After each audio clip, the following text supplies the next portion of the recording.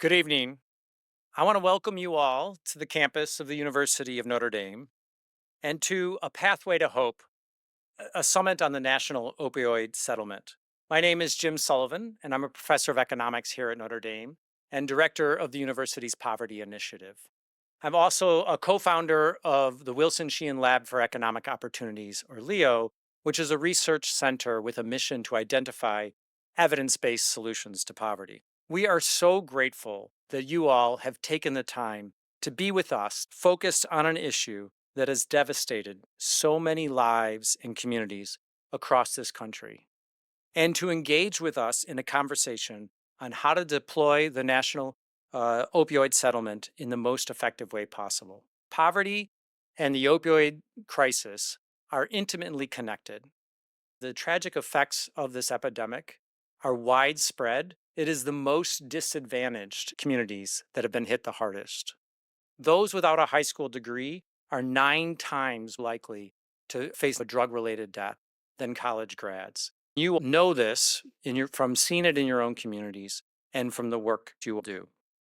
The University of Notre Dame is committed to understanding the root causes of poverty, advancing programs that improve outcomes for the most vulnerable. The opioid crisis and the recent settlement created urgency for a better understanding of how to improve outcomes by this epidemic. The lives of hundreds of thousands of individuals and billions of dollars are at stake. While there's a critical need for research to inform best practices, we also know that researchers by themselves are not going to provide the answers. This effort needs to be informed by those on the front lines, by state officials, leaders of foundations, and the social service providers who are working to address this crisis in their communities. That's why we're all gathered here tonight. Our goal is to provide a forum for conversation and planning on the most pressing issues faced by communities and families across this country. Our hope is to have in place a foundation for a research agenda that is informed by the feedback that you all give us. So, our ask of you is to actively participate in all of the discussions over the next day. We need your voices in order to identify the solutions that are the most essential and that will help us build a path forward for an evidence informed response to this crisis. We want to learn from you. Now, I would be remiss if I didn't recognize one person in particular, Paul Farrell. Paul, will you raise your hand? I'm quite certain you all are going to get to know Paul well over the next 24 hours. Paul's a Notre Dame alum who embodies the university's call for a disciplined sensibility to the poverty, injustice, and oppression that burdens the lives of so many. Paul is a trial lawyer who played a key role in the National Opioid Settlement, and in particular, the pivotal case with Purdue Pharma. Over the past year, I have had the good fortune of getting to know Paul a little bit. While I'm not a lawyer, I am certain I would never want to face him in a courtroom. Paul is passionate with relentless energy. For him, this crisis is personal because he's seen firsthand the impact it has had on his own community. Paul has also been an amazing partner for Notre Dame as we work to build evidence around solutions to this crisis. He has played a pivotal role in the event of today and tomorrow. Please join me in thanking Paul for all he has done to bring to light this crisis and the needed solutions. It is my great pleasure to introduce Father Bob Dowd, president of the University of Notre Dame. Father Bob became Notre Dame's 18th president this June, and we are grateful for his leadership. A member of Notre Dame's political science department since 2004, he is a popular teacher. He is also the founder of Notre Dame's Ford program in Human Development Studies and Solidarity. Specializing in comparative politics, his research focuses on how Christian and Islamic religious communities affect support for democratic institutions, especially in sub-Saharan Africa. Prior to his appointment as president, Father Dowd served as vice president and associate provost for interdisciplinary initiatives, overseeing a number of departments and institutes. He holds a bachelor's degree in psychology and Economics from Notre Dame, an MA in African Studies, and a doctorate in Political Science from UCLA. Ordained a priest in the Congregation of Holy Cross in 1994, Father Bob served previously as religious superior of the Holy Cross Priests and Brothers at Notre Dame and has ministered to students on campus for many years as a priest in residence. Join me in welcoming Father Bob. Thank you, Jim, for that kind introduction. Welcome to Notre Dame, everybody. It's wonderful to have you here. It's an honor to host this summit on our campus. And this summit is so important. It's core to our mission here. As Jim noted in our mission statement, we espouse to a disciplined sensibility to the poverty, oppression, and injustice that burden the lives of so many. We know that the opioid crisis has only added to the burdens of countless communities in our country, and also it has disproportionately affected economically at risk populations. I know that many of you in this room have been on the front lines, as Jim mentioned. You've experienced this firsthand. And so it's wonderful that you're here to help inform our efforts. This really is a joint collaborative effort. It's going to require all of us to work together. We know that. So thank you for being here once again. We really look forward to working together to deepen our intellectual capacity to study poverty. This summit is one way we are working towards that goal. I am grateful for the work of Jim Sullivan, Bill Evans, Heather Reynolds, and everybody at Leo.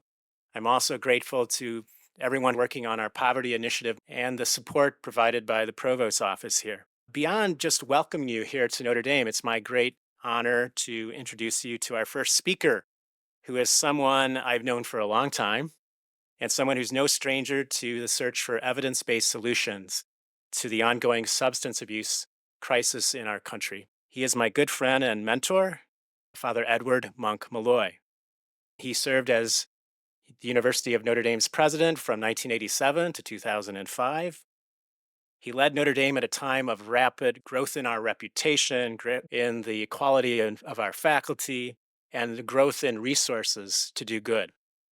He has an extraordinary legacy as Notre Dame's president. And Father Malloy has also played a major national leadership role in efforts to promote community service and to combat substance abuse.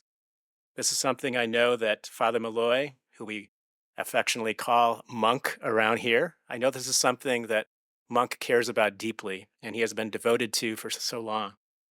He's been a member of the National Advisory Council on Alcohol Abuse and Alcoholism, President Bush's Advisory Council on Drugs, the Community Anti-Drug Coalitions of America, the Governor's Commission for a Drug-Free Indiana, and he's currently a member of the board of the Partnership to End Addiction at Columbia University.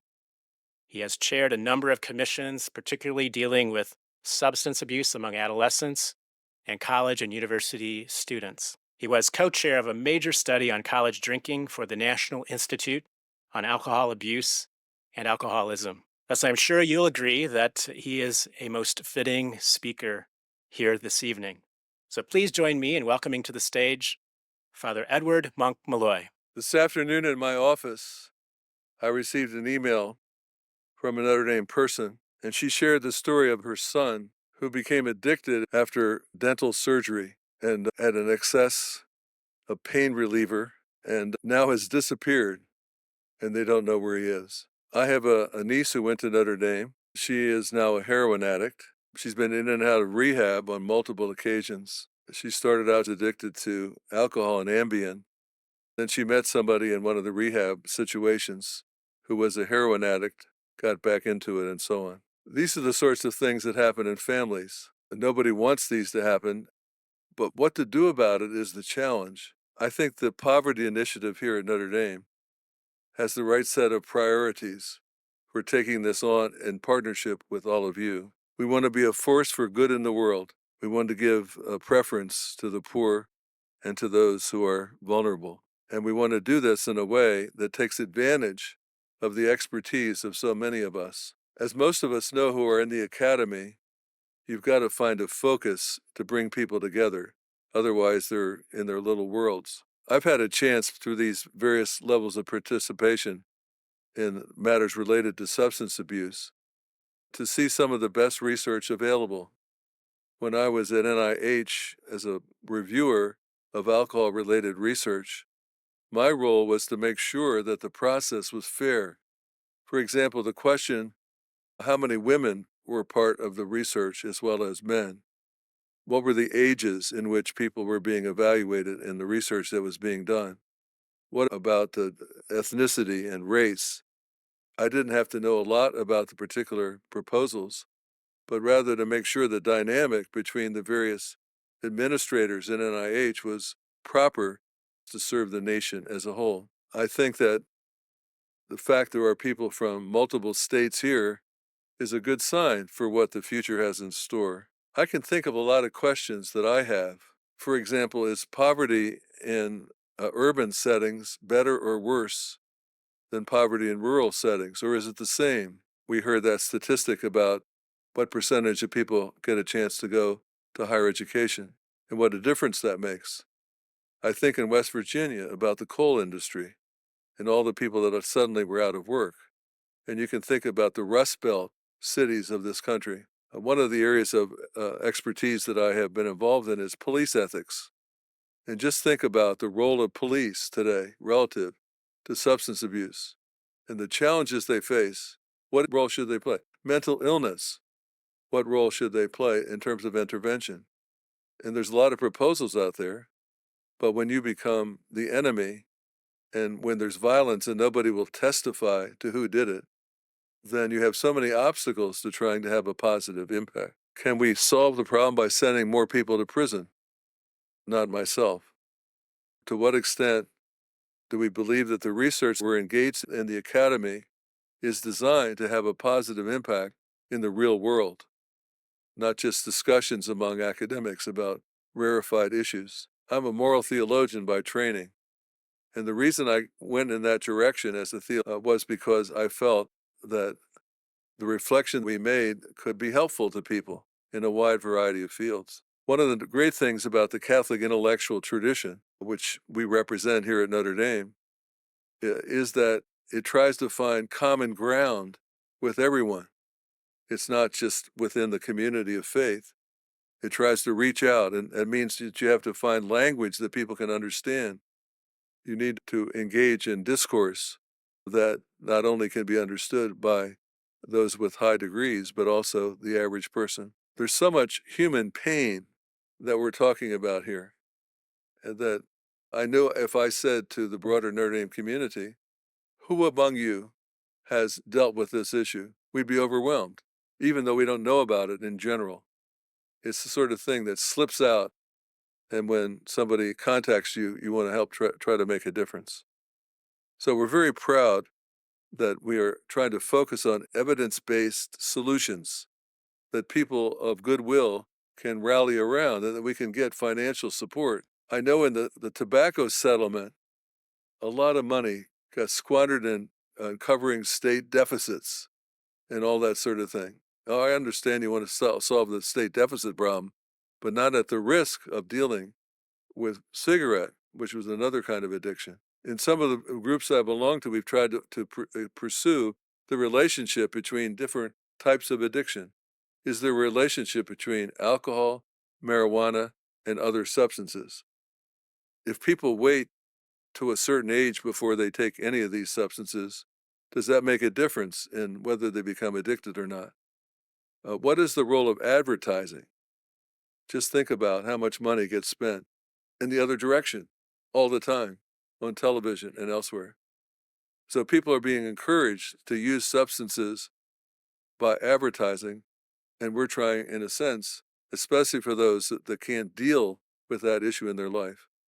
We've only had 3 presidents the last 72 years, and now we have 4, and he's the man, and he's going to make it happen. They asked me to say a kind of opening prayer, but before that, I'd like to ask you for silent recognition of all those who have died and all the families who mourn their loss and all that this entails for the level of suffering in the world. Dear God, we ask your blessing on those here assembled and for the meal we share. We gather together to take on one of the most perplexing and tragic issues of our day, opioid addiction.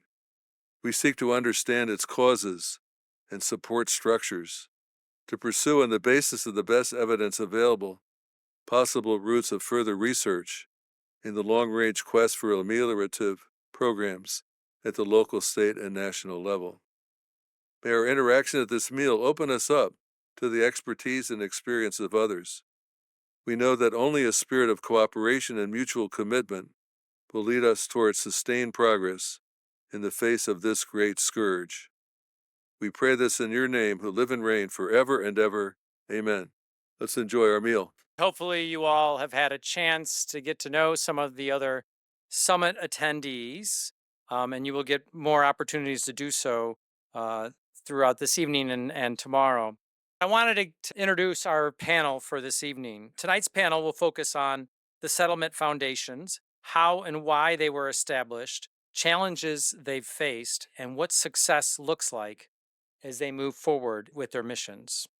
And we are honored to have three panelists join us tonight for tonight's discussion. I'll introduce the panelists and then our moderator.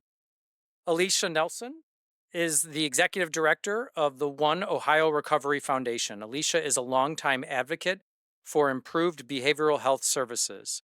Prior to joining the foundation, Alicia served as director of behavioral health strategy for a managed care organization led Recovery Ohio in the governor's office, where she oversaw mental health and addiction related work across the state, and served in Ohio Attorney General's office, offering statewide technical assistance to communities fighting the opioid epidemic.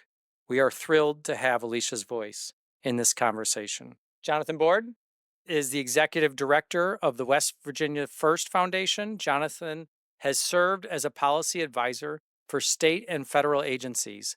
His consultancy work in health policy spans the Veterans Health Administration, Department of Defense, CMS Innovation Center, and the Government Oversight and Accountability Office. He previously held roles as Director of Public Policy and VP of External Affairs for healthcare entities.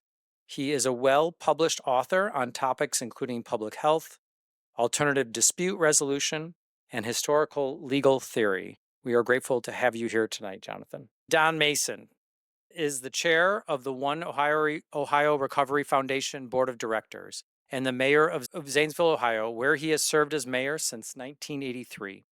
Previously, Don worked for the Ohio Department of Natural Resources and served as commissioner of the Public Utilities Commission of Ohio. He sees his service on the board as an opportunity to address one of the most pressing issues in his community. Thank you for being here with us, Don. Our panel will be facilitated by David Go. David is Vice President and Associate Provost for Academic Strategy, as well as the Viola D. Hank Professor of Aerospace and Mechanical Engineering. His major responsibilities include implement execution of the academic elements of the university strategic framework, including the university's poverty initiative, which encompasses our work on issues such as the opioid crisis and National Opioids Settlement. We are thrilled to have David with us tonight to facilitate this discussion. And with that, I will turn it over to David.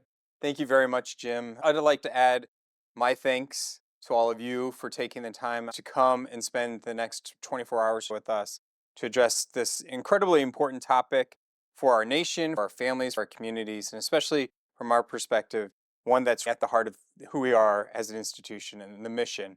We've had the opportunity to hear from Father Malloy and Father Dowd, and we're grateful they spoke about the framing of this conversation from the Notre Dame perspective and our poverty initiative and the effort that we are bringing to use research and use evidence-based research to address issues that those who are in the most economic disadvantaged positions face, right? But tonight, we want to transition that conversation from what Notre Dame is thinking to how states are approaching this, particularly with the National Opioid Settlement. I'm extremely happy that Jonathan, Alicia, and Don are all here to have us start that conversation, and that will lead into tomorrow when we really start thinking about the nuts and bolts of things.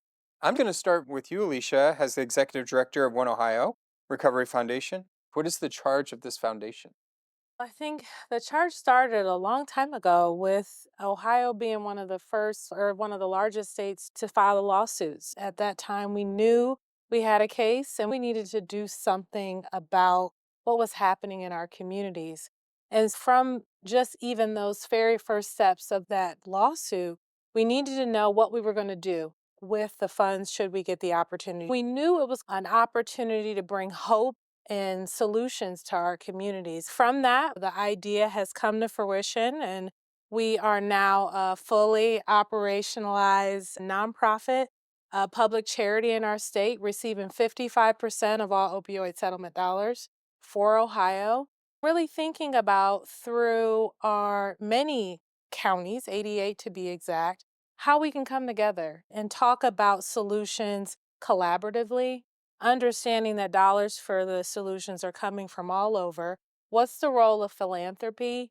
And how can we take a long range look at solutions to this? I come from state and local government, as you guys mentioned, and we always had this kind of 4 year grind. I've always said if we had more time, the foundation has given us a little more time to think thoughtfully about what we can do next, and we're excited to be a part of it. That's wonderful. Jonathan, I turn to you with the same question Yeah. for the West Virginia First Foundation. Yeah, we're charged with fundamentally changing the trajectory of the state of West Virginia. It's a daunting task.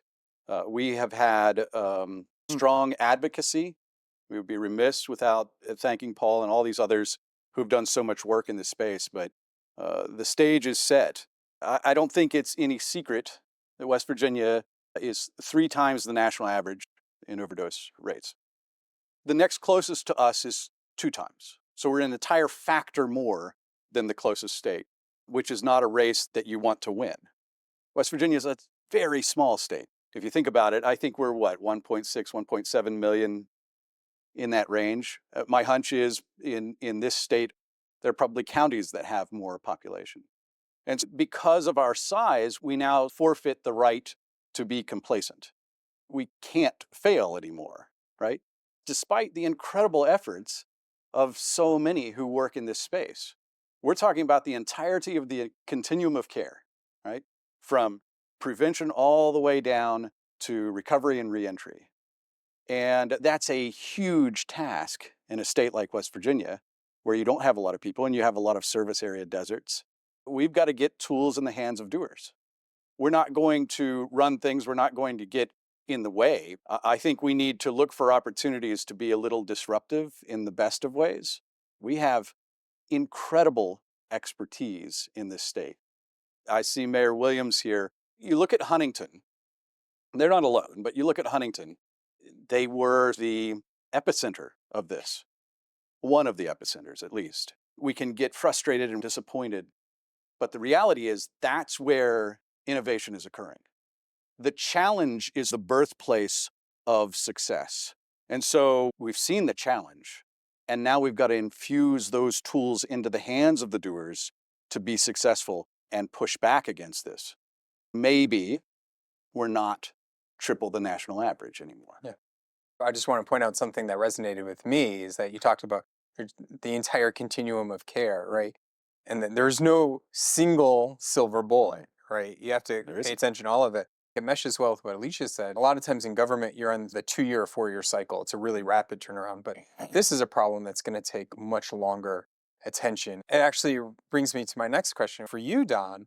Both Alicia and Jonathan are leading nonprofit institutions set up by states. And that's a big lift to set up an entire nonprofit institution, both legally, but then also practically, operationally, organizationally.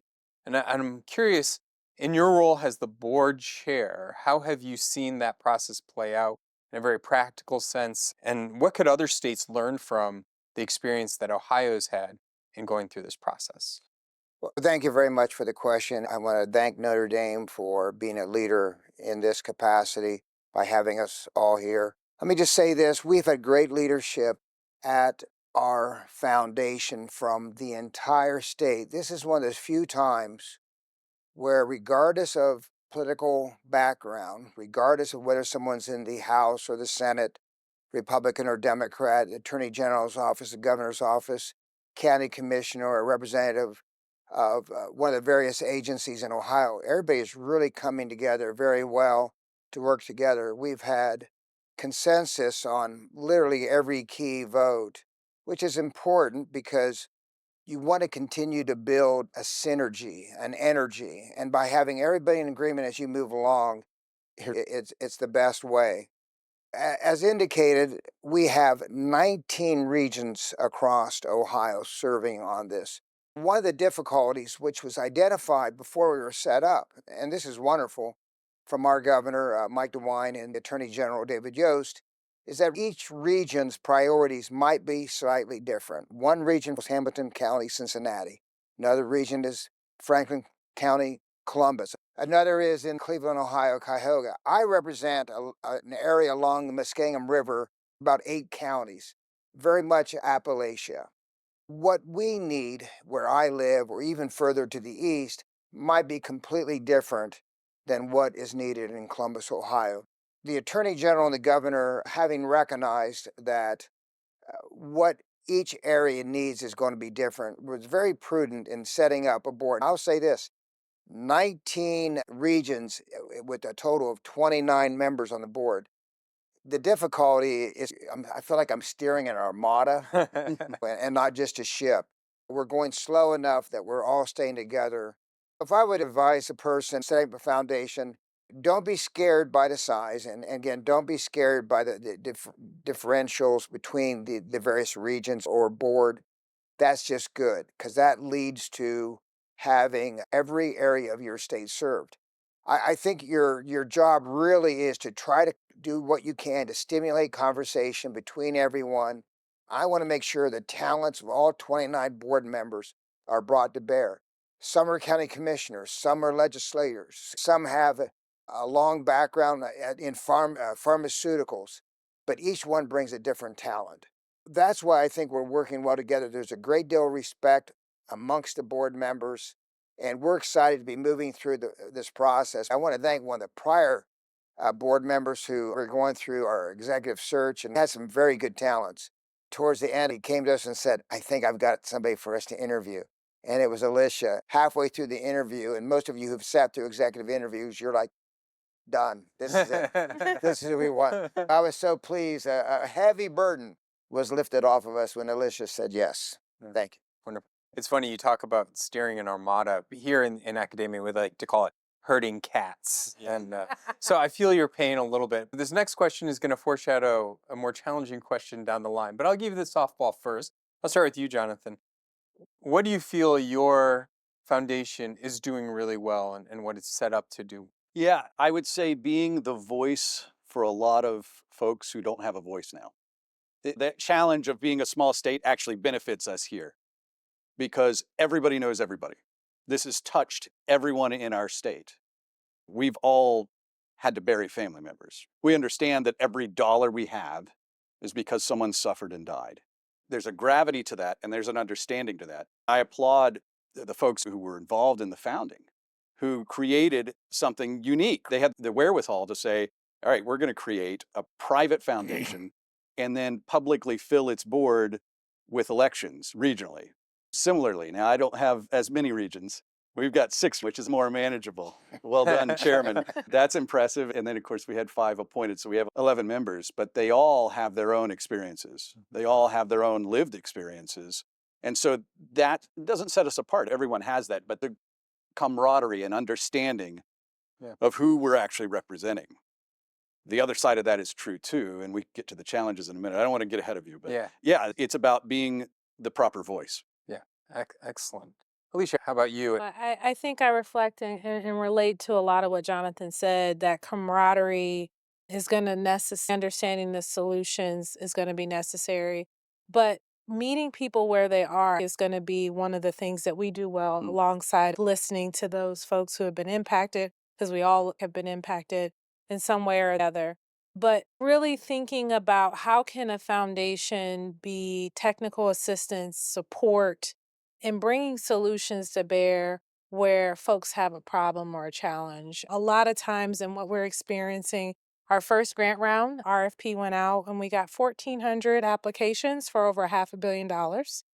And what we saw in that is a lot of passion, a lot of community mom and pops who are rolling up their sleeves and saying, we want to do something about it, but maybe not have met the academic side of things or an evidence based practice.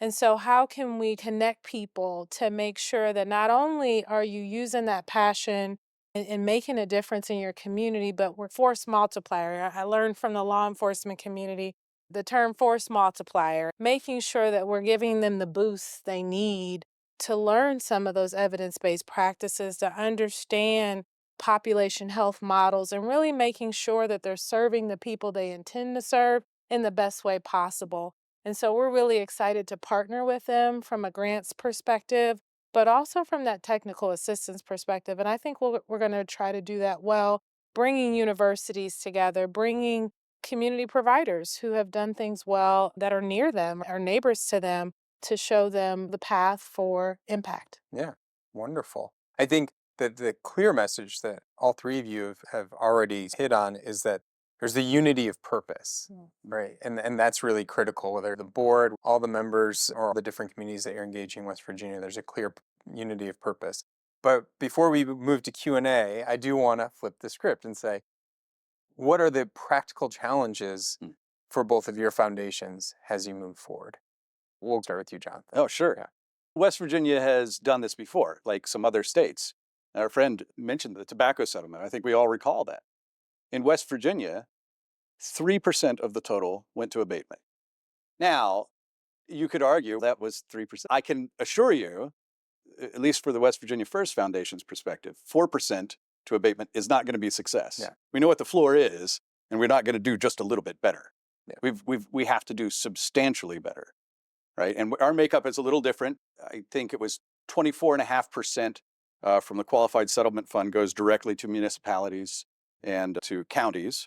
72.5% goes to us, and then 3% to the Attorney General for ongoing maintenance. It gives us a lot of opportunity to do good. And I think we have to. Now, other challenges, West Virginia has a lot of providership deserts. We have counties that don't have urgent care, let alone a primary care doctor, let alone, God forbid, a licensed hospital. We have counties who are paying EMS to drive around in anticipation of receiving a call so that they can go and get Narcan or some recovery to those folks. So the challenge is massive. The chairman pointed out another issue, which is solutions in one place, in one community, are very different than in another. And so that's why we have to be really mindful in our approach. We can't just say everybody gets $1,000.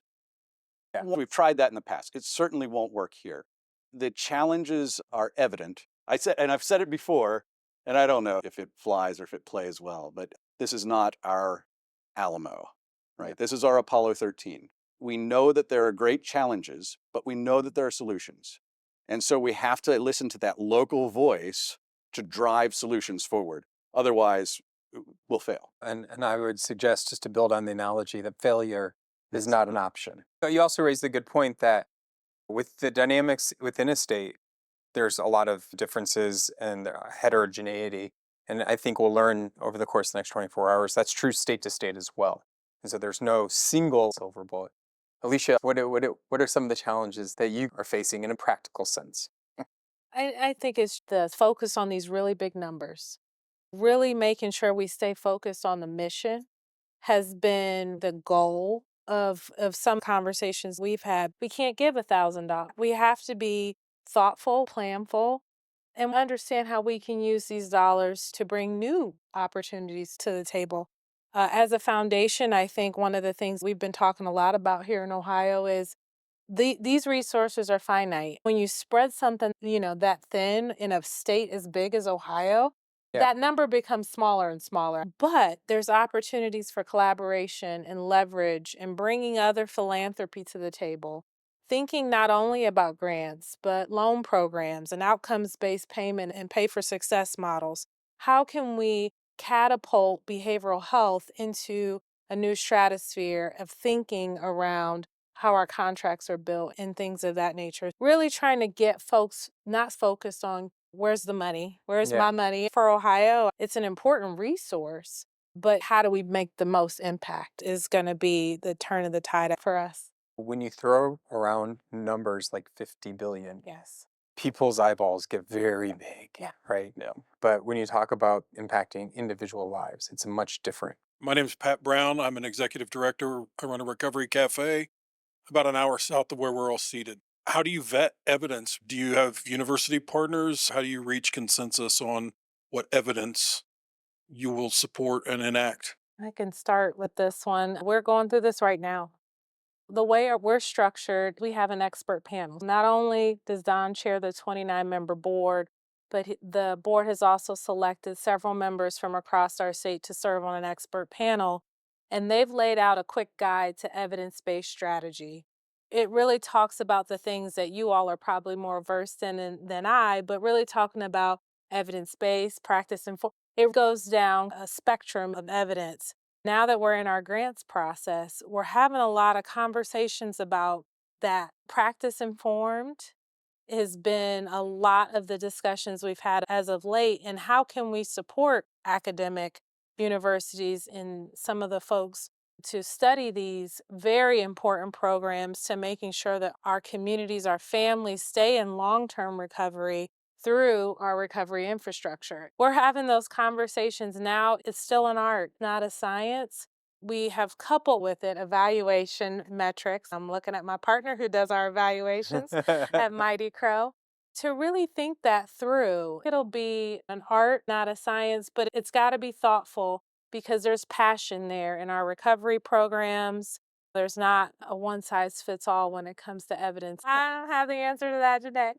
So, Don, if you don't mind me asking to build upon this question, how's the board thinking about the role of evidence and the importance of evidence and the role of the board that you oversee? How are they thinking about it and emphasizing, de-emphasizing the importance of evidence in how you distribute the funds and administer them? Well, if you think about it, the General Assembly, the Attorney General, Governor gave up power. When you give up money and decision making, you're giving up power. And what you're relying on is trust and to a great deal of faith.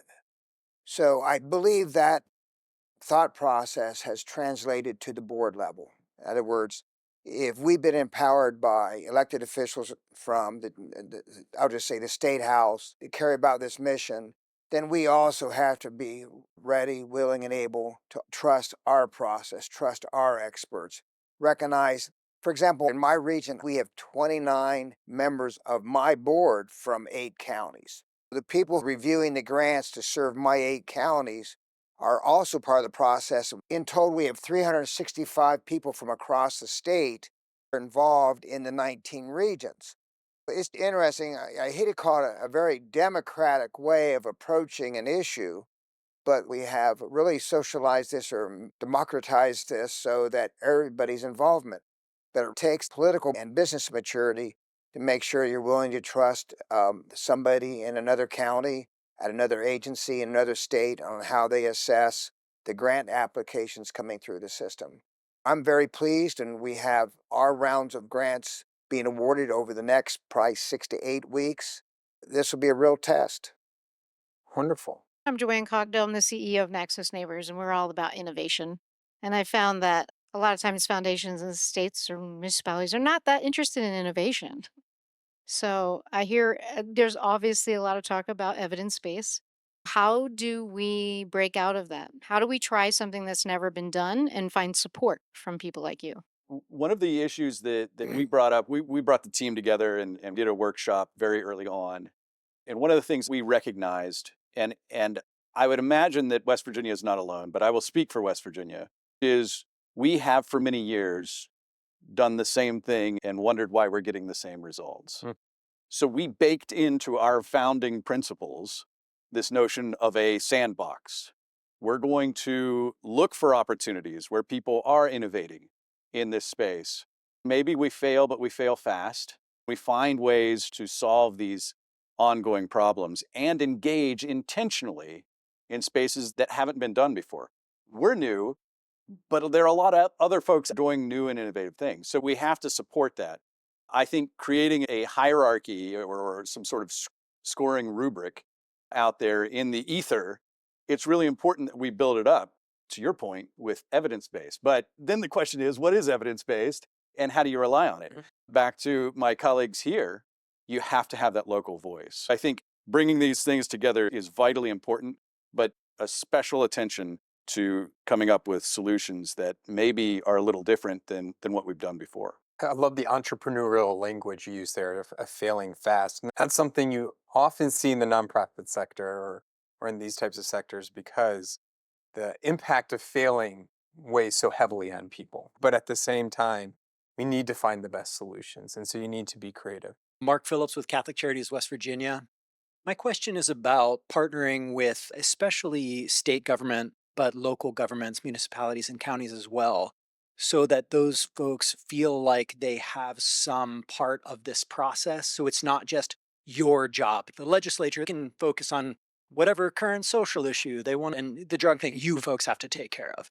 So, how do you make sure to educate them about their continuing role in this? I'm happy to start with our structure because we talked a little bit about it, but I think it answers some of what you're referring to, and it's really a participatory structure. We really leaned into participatory grant making as a model, which is a foundation model for awarding grants, but it also bode well to the local input that we knew we needed to drive these conversations. We have 19 regions that represent over 365 people who serve on those regional boards, making the decisions about those grants. So we got 1,400 grants in.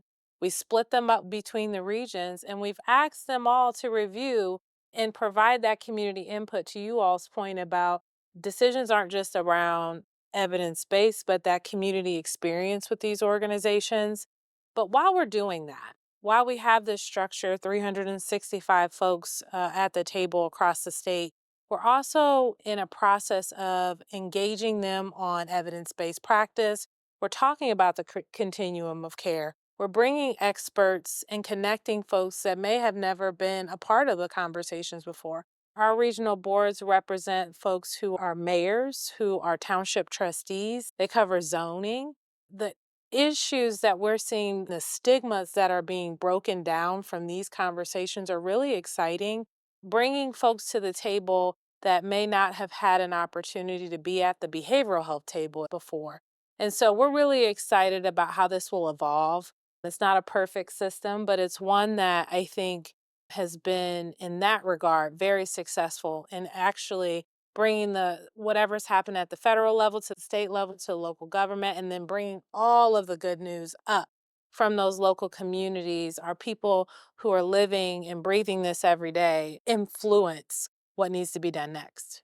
So I'd like Jonathan, if you don't mind, to actually answer that question from the West Yeah. Virginia perspective. Yeah, for sure. I think the last thing any state needs is for some body or group of individuals from a high castle to look down at these local communities and say, this is what you need to do because this works every time. There is no such thing. Ohio really led, and we appreciate that, creating these expert panels. I think I actually have an expert panelist in the room this evening, if she wants to say hello. There you are. We doubled down on that model. So we have a statewide expert panel of people that are truly boots on the ground and have regional understanding. Each of our regions also has the same mirrored style of expert panel.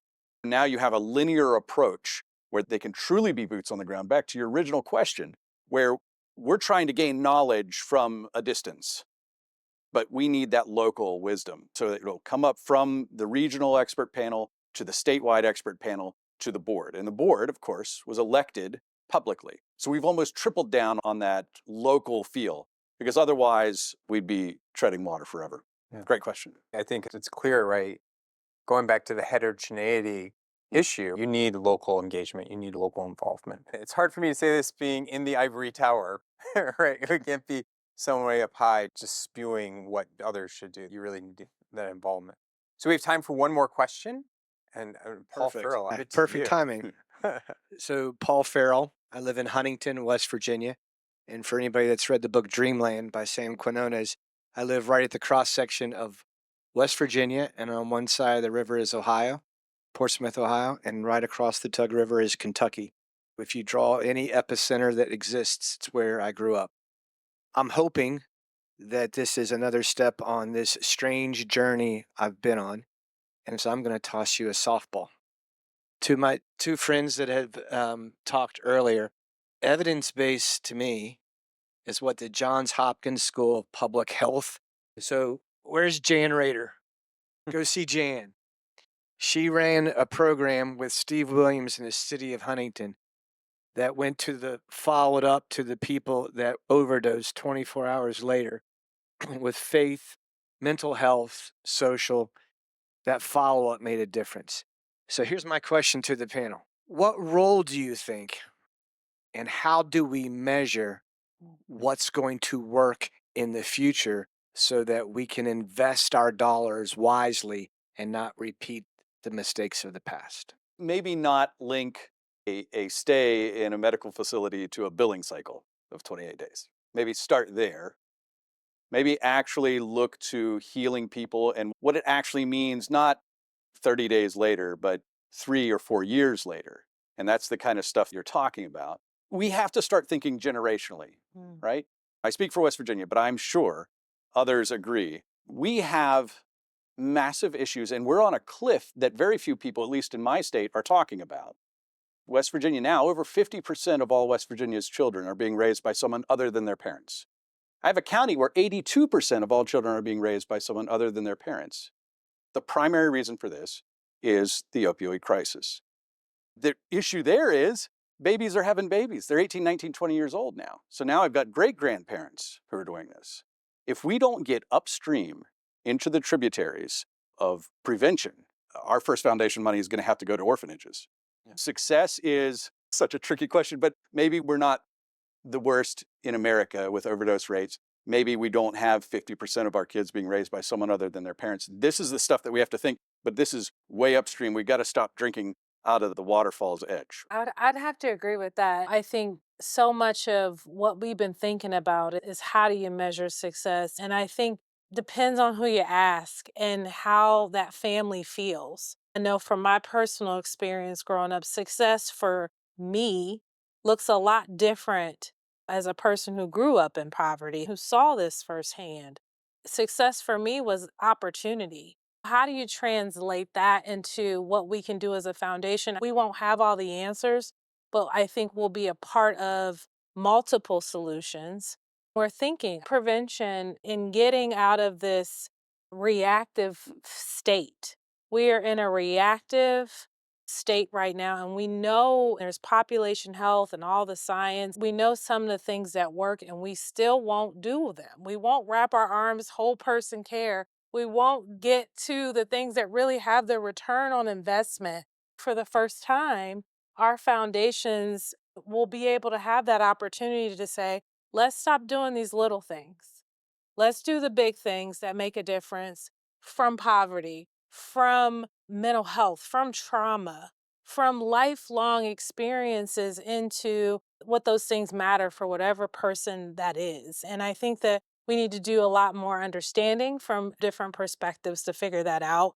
But I think we're here for it, and that's what we'll do. I think that's a wonderful way to close this conversation. Please join me in thanking Don, Jonathan, Alicia. Thank you, David, for facilitating. Thank you, Alicia, Jonathan, and Don, for a fantastic conversation.